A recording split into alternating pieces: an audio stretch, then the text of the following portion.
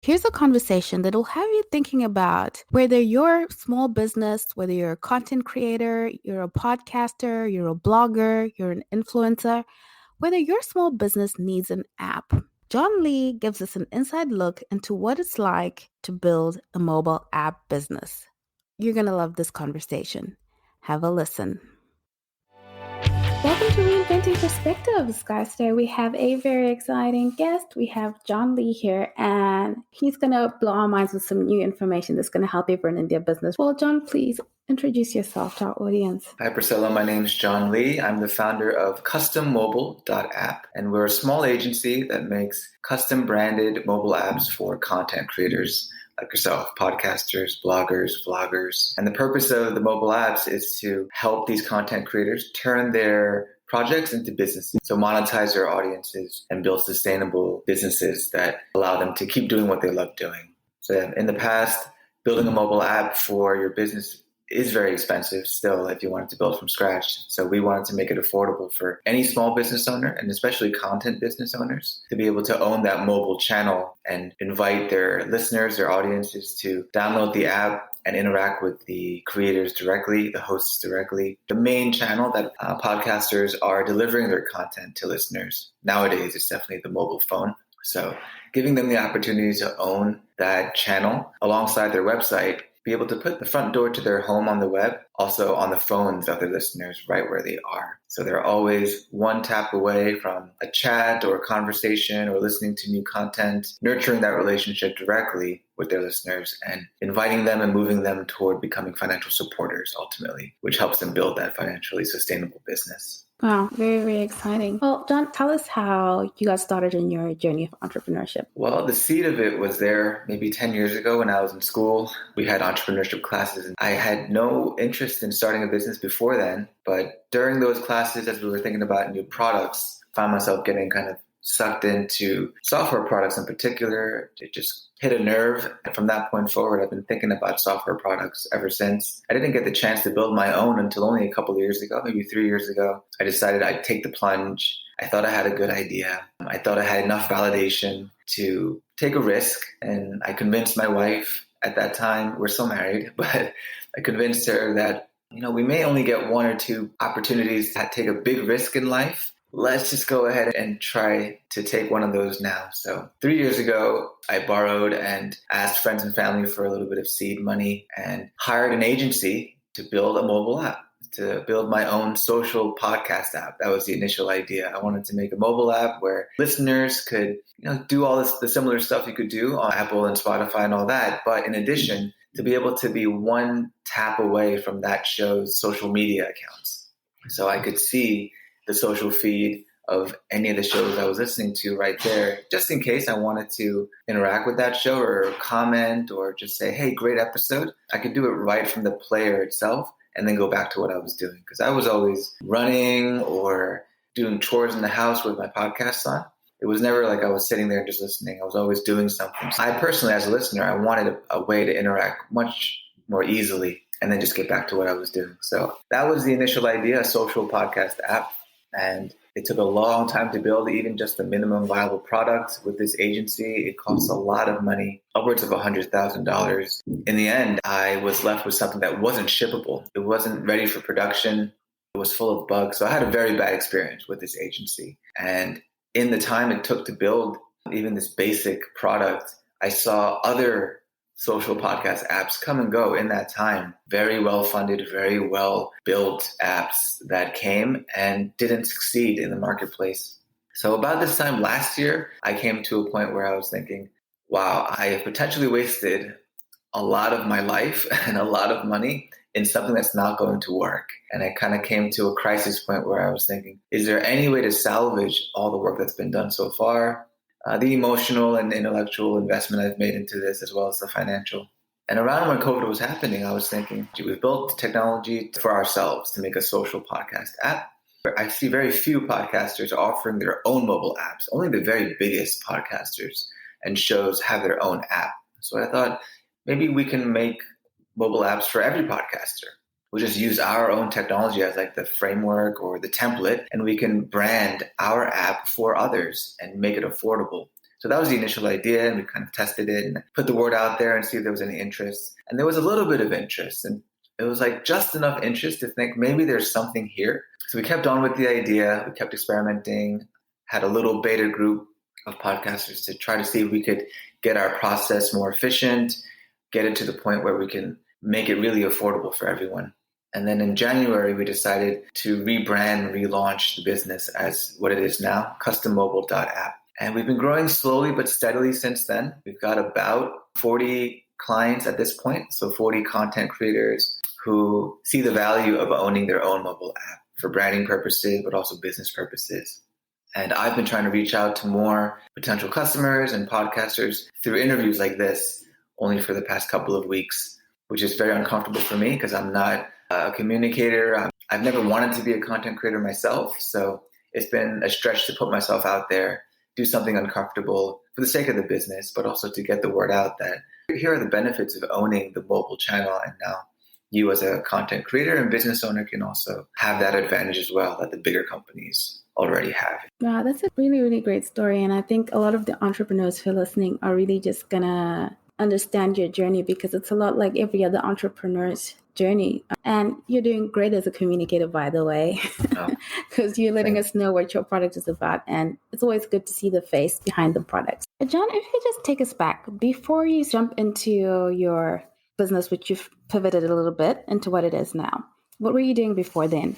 I've always had a full-time job, and I still do. I've never left my full-time job to pursue my side project completely. The goal one day, is to do that. But right now, I'm a product manager at a software company. I was just interested to know, did you have this, let me jump into this, and then you left what you were doing, or? No, I couldn't do that. I still can't do that because I'm married and I have a 5-year-old son, and we didn't have the savings to be able to do that.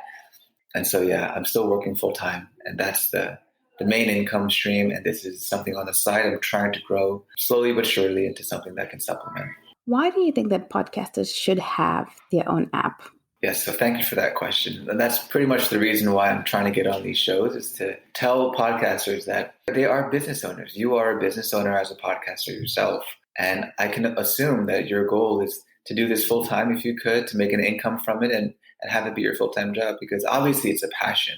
It's something that podcasters and content creators love doing. So you are an entrepreneur, you are a small business owner as a content creator. And as such, you would have a home on the web. You must have a shop or usually your website where you invite your listeners to come and get more of you, get more content, engage with you, the creator, more directly on your website, in your home.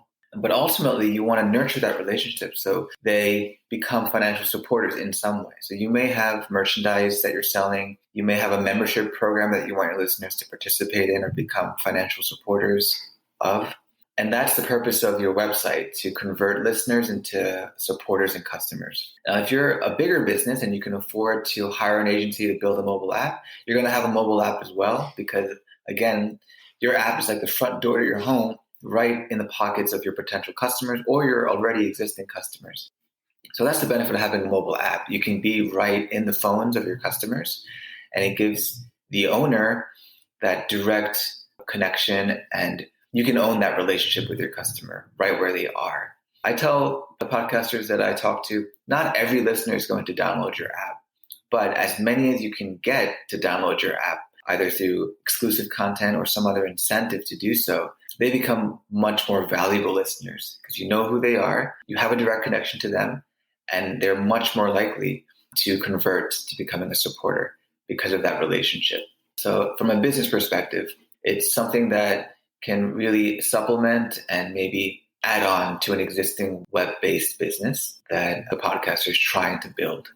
I think this is kind of where things feel like they're headed. You can let me know, John, because you're in that space. It feels like content creators are now it's almost becoming like a profession in a way. A profession in the sense that you're now running yourself like a business in a lot of spaces. For me, I know I listen to the same podcasts over. It doesn't matter that however many are out there, but I listen to the same ones over and over and over again. So it does make sense to have that relationship with the podcaster. Because I meet a lot of podcasters and just content creators. I didn't realize how big that category is. As a business, a content business is kind of similar to a product business as I thought about it. You're making one piece of content that can then be repurposed and scaled, just like a software product could be built and then downloaded as many times as it can be distributed, right? So in that way, content businesses are really scalable, just like product businesses. The challenge for content creators, though, is that it's a flooded marketplace. There's so many content providers and creators out there. Yeah, and it's not just podcasters. It's YouTubers, authors, bloggers, coaches, and educators. These are all people who are producing content, and they're trying to get their content out to their potential audience and then turning that content into a business, either through a membership program or there are different ways. Merchandise is a typical way that content creators try to monetize their material. I think live shows used to be a thing as well, and it may come back as well, where podcasters do live shows. So it's a big category. It's filled with a lot of artists who may not be as comfortable thinking about the business side of their art and their creation, but it's something I think that's necessary to become a financially sustainable artist and to be able to do what you enjoy doing going forward. The financial piece has to be there. I think for content creators, a lot of the times you're just full of all these ideas. And I feel like having a space where you can be as creative as you want to be with your specific audience. It's unlike when you post on Instagram. You post on Instagram, but you have to remain within a certain, you can be creative, but you don't want to be out there because people are comparing you with other people. Yeah, that's true. And also, if you're too out there, you may be banned, right? You may be kicked off the platform if you're too out there. So I think for a lot of creative people, owning your audience and having a direct channel to your audience gives you the freedom, like you said, to be as creative as you want to be and not be worried about being deplatformed. And also not being worried about you post something and then 1 hour later it's been copied by a whole lot of people. People don't think about it that way, but it is intellectual property even though you're posting frequently. Now, how does the app work from the perspective of the audience and the perspective of the host of the show? From the audience, it's just like any other app. They would go to the App Store or Google Play, search for your podcast, and it'll be right there for them to download. Like 45% of Americans, apparently, that's the number I heard, don't know what a podcast is and don't know how to download a podcast episode. So for a large chunk of the American population, at least, having an app may be more accessible as a way to access your content than through Apple or Spotify. Learning a new app and learning that technology. All of our clients are offering free apps at this time, but we also give the option to charge for the app. So that's also an option. From the creators side, we have an admin dashboard. So you would log into your dashboard and you can basically see your app there and manage all the content by yourself. So you can update any of the content and publish on demand. It would go live within about half an hour to all the downloaded apps. One of the drawbacks of things like Facebook and Instagram at the moment, from a user perspective, is that you're constantly being bombarded with ads. Because I know that somehow the app has got to be monetized. Maybe you can talk us through even that. So we do have an ad option for those podcasters that have a very large audience and think that they can get hundreds of thousands of users. Then serving ads might make sense as an additional revenue stream. All of my clients so far don't have that big of an audience. And so they're monetizing their app by presenting their products in the app. So listeners can be one tap away from browsing through merchandise and purchasing the merchandise. Another way I've seen is they're driving their listeners toward becoming members of their membership program, either on Patreon or some other membership program. Whatever call to action you want your audience to take, you would design the app to have that really accessible to them. But some of our podcasters might be coaches. They may have businesses where they want to be contacted. So the call to action is just to contact me. And so you have a button where the listener can just contact you directly right from the app and get in touch. And so it depends on the podcaster and their goals for their content. Some of our audience may not be podcasters. Are there other applications, especially for the early entrepreneur, for such a thing like an app? We're focusing on podcasters right now, but we're building small business apps. As a small business owner, the value, again, of owning the mobile channel is the same. You can sell your products through the app. You're a service type of a business, like a coach, for example. For them to reach out to you, you're probably producing educational content as a way to attract new clients. So that can be served through the app, whether it's a YouTube channel, blog, if it's written content, audio content. Obviously, we can pull in an RSS feed if you have a podcast. But any content you're producing in any form on the web, we can pull into the app and serve part of your marketing strategy or as like your core curriculum if you're like an educator. I think having a mobile app can be very valuable, just like having a website. Correct me on this, John. At the beginning of the pandemic, if you were a business, maybe that every business probably had a website, or most businesses had websites. Mm-hmm.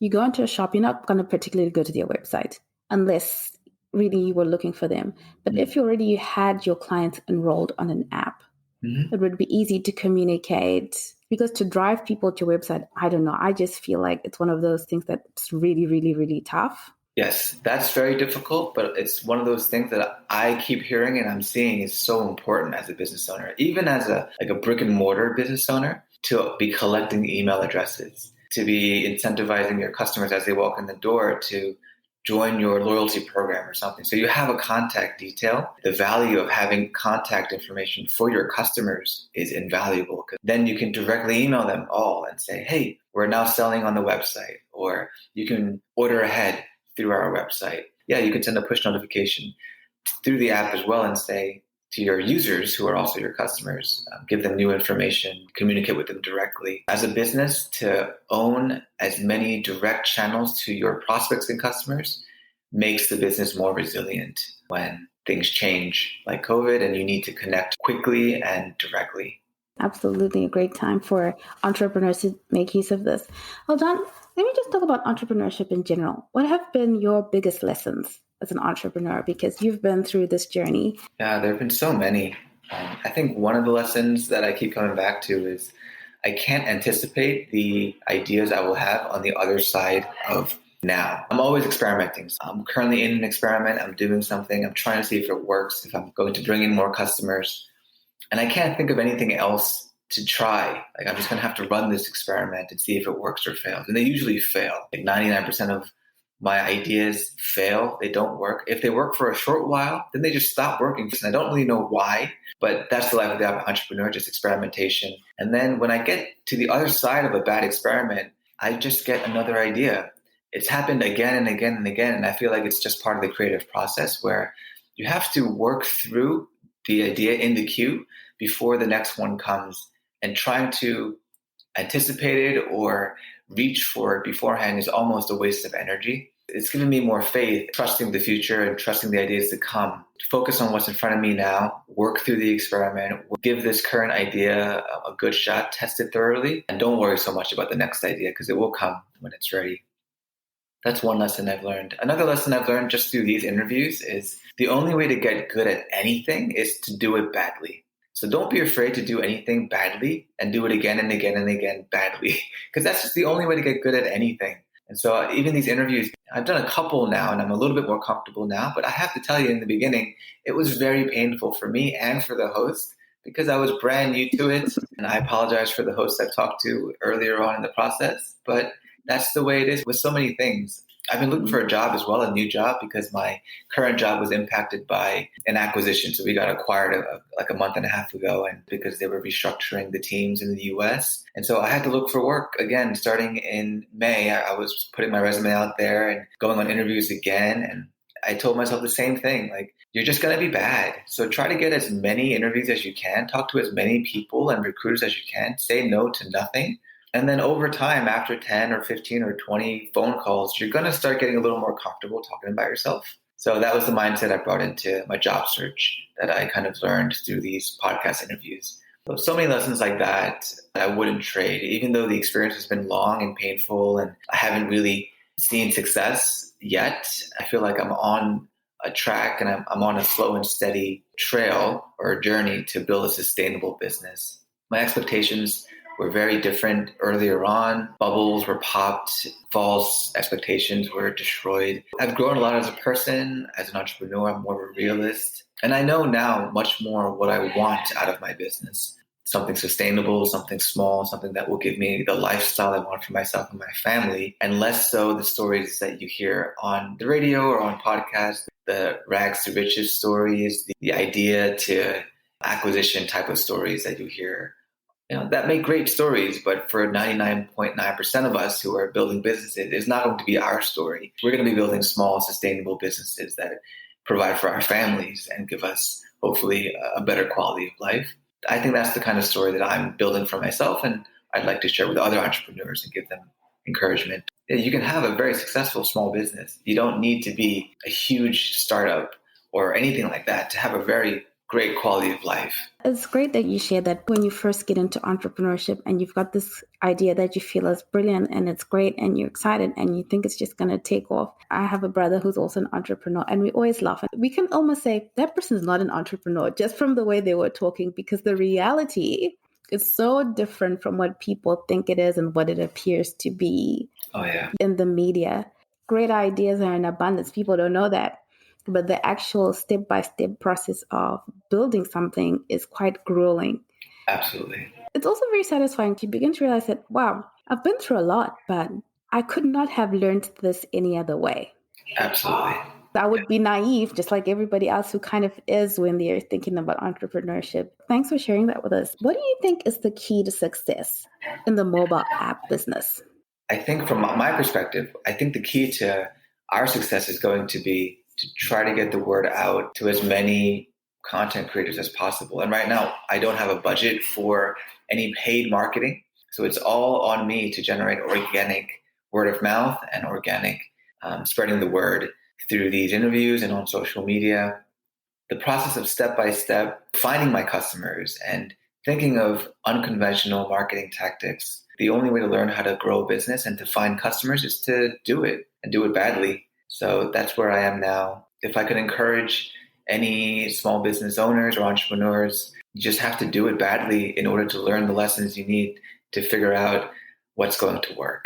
Don't be discouraged. Just keep experimenting, keep going. The ideas will come when you're ready for them. With the websites, I know it's about SEO. Mm-hmm. But the apps, is it also about SEO? I'm thinking, how do you drive traffic? It's the same thing as you would do with your website. It's similar, yeah. So the words that you would use in your title and your description, there's also a search engine optimization piece of it in the app stores. Usually, though, my clients are pitching their apps to their audience. So the audience already knows the name of the show, and the host would be saying, download our app on the app store, and they would search for the name of the show, and they'd find it that way. But the same rules for SEO for your website would apply for your app as well. So you would want to put keywords related to your genre and the keywords that people will be looking for in the App Store. It may help make their apps more discoverable. Yes, the same principles would apply.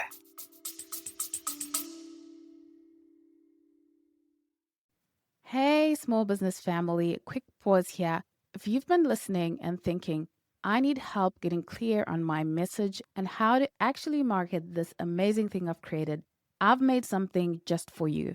It's called the Clarity Intensive, and it's 2 focused sessions, one-on-one, where we untangle your ideas, map out your next best move, and build a foundation for real business momentum. If you're done thinking what's the right thing to do, and you're ready for a customized strategy that fits you, this is for you. You'll find the link in the show notes, or you can visit the website www.reinventingperspectives.com/shop, and you'll see our Clarity Intensive 1-to-1 marketing coaching. Let's get back to the show. Especially for early entrepreneurs, which is our audience, beginning the organic way and building things up, because also the organic way lets you know what's working and what's not. Yes. Because when you're paying for an ad, you kind of don't know what's really working and what's not, besides the fact that you're pushing money through the process. So yeah, yes and no. So I'm definitely going through that process where I'm going the organic route to try to get traffic to my website, and then learning how to craft my website to be a conversion machine. So something that I've learned and heard recently is you want to get your website into a place where you know it's converting effectively and efficiently. Like you know that a certain number of visits will convert into a call to action. Once you have the messaging and the structure of your site like working reliably, then you should buy that traffic, because then the economics should work out where you're converting that traffic into customers. And as long as you're getting a bigger return from your prospects and you're paying for customer acquisition, then it makes sense financially. Getting the messaging right and testing it so that you know it's working and converting is definitely the first step, and will make your paid advertising, your paid marketing much more fruitful and effective. You might have a great product, but you're not messaging right. And so people aren't understanding that it's a great product. The marketing aspect of things becomes so big. Absolutely. That's something I learned also, just what an art it is really to communicate what it is you do in a way that someone else will understand. Even that is an art in itself. Presenting your website in a way that communicates authority and credibility. Yeah, these are ideas that didn't come to me until I started having to build my own website and thinking in the shoes of visitors, like, how would this come across to me? If I landed here, would I trust this website? What would I want to see that I'm not seeing? And then asking every visitor that would give me their email address, like, can you give me some feedback on the website? So getting as much feedback as I could to be iterating and constantly tweaking the website to make sure it's doing what it's supposed to be doing, which is converting visitors into signups or visitors into customers. Once you crystallize your messaging and you know it's effective, marketing is just the amplification of your messaging. I thought that was a pretty good definition of marketing. Thank you for that, because you're giving us an insider into entrepreneurship. And I think people really, really need to hear this, because sometimes people get misled and you find yourself in hot water sometimes because you're getting all these messages. So thank you for that. Do you think that apps at some point are going to replace websites? I don't think so, because we spend a lot of our time on our laptops. I work on my laptop, and I still find it much more efficient and effective to work on a laptop or a desktop computer. So as long as we're working on our keyboards, then I think websites are here to stay. Mobile apps, though, are also here to stay because they serve a different function. They shouldn't be just another version of your website. So apps do jobs. When you have a podcast app, then that app would do the job of helping the listener listen to your content very quickly and do what they need to do with your content. Apps do different jobs than websites, so they're both here to stay. Oh, thanks for that clarification, because I didn't know what the difference was, but I get it now that the app is going to have a specific quick job that it does. Good apps have very specific jobs. What are the opportunities that you see in your space? I think we're offering an opportunity that hasn't been available in the past. So if you are a content creator and you're building a small business, now you have an opportunity to kind of stand out. You can have your own mobile app, your own branded presence on the app stores, just like any big corporation, and you can afford to do that. And it's not something that's widely available or widely known among content creators. I don't think content creators think they need an app. It just hasn't been an option for them in the past. So it's not kind of immediately within their pool of possibilities. You want to get that path to monetization clear in your head. A lot of, I think, podcasters, they want to grow big audiences. And once you grow that huge audience, then the monetization will come. But that's the same track as an actor wanting to become famous. It's just very, very, very difficult to become famous. So having an alternate path to success where you don't need a huge audience, but you're converting enough of your audience to customers, either buying merchandise or buying your services or becoming a member. These are alternate paths to monetization. And when you land on one or decide on one, you can then structure your website to guide your listeners, your audience, your visitors down that path. And the mobile app could supplement and support that. How easy or difficult is it to maintain the app? Is it done by a certain company or it's the app store? It's done by us. So it's just like a WordPress website or a Squarespace website. You pay a subscription to the host for a website and you build your website and they maintain it for you going forward, right? They'll be updating the back end, making sure it's performant and secure. So we maintain all the technology for our clients. We build the apps for them. They have access to the content management system so they can manage all the content inside the apps and publish on demand. But we maintain the technology as part of the service. Got it. What is the number one book that you would recommend or resource or something that you feel like really changed the game for you in some way? I guess the one that comes to mind immediately, Atomic Habits by James Clear. I read that maybe 2 years ago. I think we all know instinctively how important habits are and forming good habits, focusing on the action, not so much the outcome, to inform the way that I try to see my activities. Another book that I actually bought for a couple of friends and I reread after 10 years was Outliers by Malcolm Gladwell. I reread that book just a couple of months ago and it just blew me away again. It's not a business book per se, but it can speak to entrepreneurs as well. Like, so the byline of the book is the story of success. What are the real reasons people become successful? It's not the ones that you would typically think. I love the way that Malcolm Gladwell writes, and the stories in that book. It was just insight after insight after insight. I'd highly recommend that book. But I've been reading Harry Potter for the first time in my life, and I'm on book 6 now, and I'm just enjoying it so much. And I'm realizing just how important fiction is also to the human experience and to feeding your creativity. And there are all these not transient, but like collateral benefits of reading fiction and being in imaginary worlds as well. At a Barnes & Noble's, I think it said, literature is a privilege, but fiction is a necessity. Yeah, it's important to feed our imaginations as well. That sounds amazing. Actually, I never thought about it that way. Now, you got me when you talked about outliers. The theme of the book is like there are all these invisible factors that we don't even think about that are affecting people's success, their life outcomes. And so culture, for example, is one of those things that you don't even think about. It's the air you breathe. It's the atmosphere you grow up in. The culture within which you've grown up in can affect your life outcomes. Yeah, so that's one theme. And there are so many like that in the book. I've got to get that one. It sounds like a really great book. Our last question, John, is always, what has faith meant to you on your journey? Faith is the number one important thing in my life. It's the one thing that's carried me, not only through my business experience, but just through my marriage and through my work life and my friendships.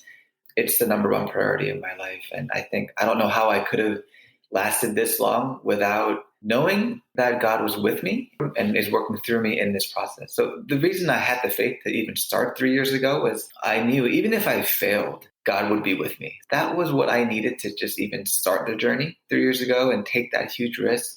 Through the years and through the different pivots and frustrations and all the learnings in the process, it's been the faith that God is with me and He's working in and through this experience to change me and also help others that has given me the confidence to keep going, the most important ingredient in the mix. Thank you for that message, John.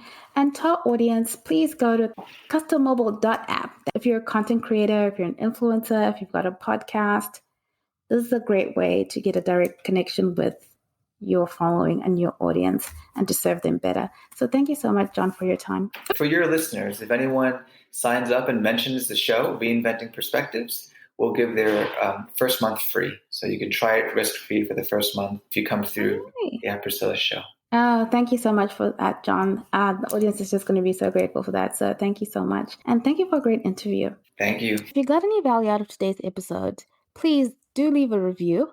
Let us know how we can serve you better. And let us know what kind of guests you'd like us to bring on and what exactly it is that you'd like to know. Also, connect with us on Instagram at Reinventing Perspectives or visit our website www.reinventingperspectives.com where you can grab a free preview of our latest book, The Christian Entrepreneur's Toolkit. Thank you so much for listening in. We absolutely value your time and we value your input. Have a great day.